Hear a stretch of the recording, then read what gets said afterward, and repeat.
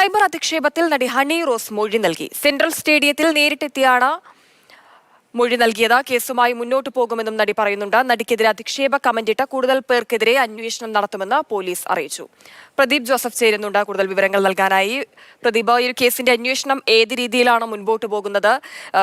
അശ്ലീല കമന്റിട്ടവരുടെ സ്ക്രീൻഷോട്ട് സഹിതമായിരുന്നു ഹണി റോസ് പരാതി നൽകിയിട്ടുണ്ടായിരുന്നു. ഇപ്പോൾ എന്തായാലും നേരിട്ട് എത്തി മൊഴി നൽകിയിട്ട് കൂടിയുണ്ട്. ഇന്ന് എന്തൊക്കെ വിവരങ്ങളാണ് ഹണി റോസിൽ നിന്ന് തേടിയത്? അതോടൊപ്പം തന്നെ ബാക്കിയുള്ളവരെ കേന്ദ്രീകരിച്ചുള്ള അന്വേഷണം എങ്ങനെ പുരോഗമിക്കുന്നു?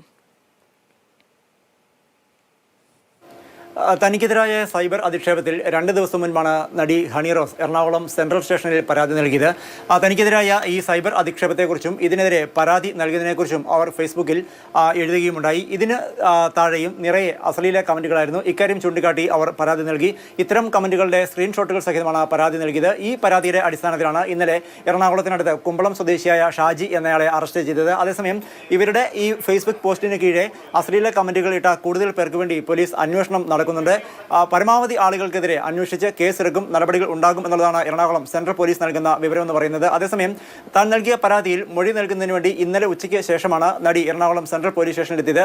വീണ്ടും മൊഴി നൽകണമെങ്കിൽ അതിനും എത്താൻ താൻ തയ്യാറാണ് എന്നവർ പോലീസ് ഉദ്യോഗസ്ഥരെ അറിയിച്ചിട്ടുണ്ട്. കാരണം താനെന്ന ഒരു വ്യക്തി മാത്രം നേരിടുന്ന ഒരു അധിക്ഷേപമല്ല ഈ സൈബർ ഇടത്തിൽ ഉണ്ടാകുന്നത്. മറിച്ച് തന്നെ പോലെ ക്രൂശിക്കപ്പെടുന്ന എല്ലാവർക്കും വേണ്ടിയാണ് ഇത്തരത്തിലുള്ള ഒരു നിയമ പോരാട്ടത്തിന് ഇറങ്ങിയിരിക്കുന്നത് എന്നാണ് ഹണി റോസ് പറയുന്നത്. കഴിഞ്ഞ ദിവസം ഫേസ്ബുക്ക് പോസ്റ്റിൽ തന്നെ അവർ ഇക്കാര്യം വ്യക്തമാക്കുകയും ചെയ്തിരുന്നു.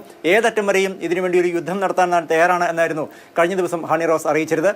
അതിൽ നിന്ന് പിന്നോട്ടില്ല എന്നാണ് അവർ നൽകുന്ന സൂചന. വീണ്ടും മൊഴി നൽകണമെങ്കിൽ അതിന് തയ്യാറാണ്. അശ്ലീല കമന്റിട്ടവർക്കെതിരെ ശക്തമായ നിയമ പോരാട്ടവുമായി തന്നെയാണ് ഹണി റോസ് മുൻപോട്ട് പോകുന്നത്. ഇന്നെന്തായാലും സെൻട്രൽ സ്റ്റേഷനിലെത്തി മൊഴി നൽകിയിട്ടുണ്ട്.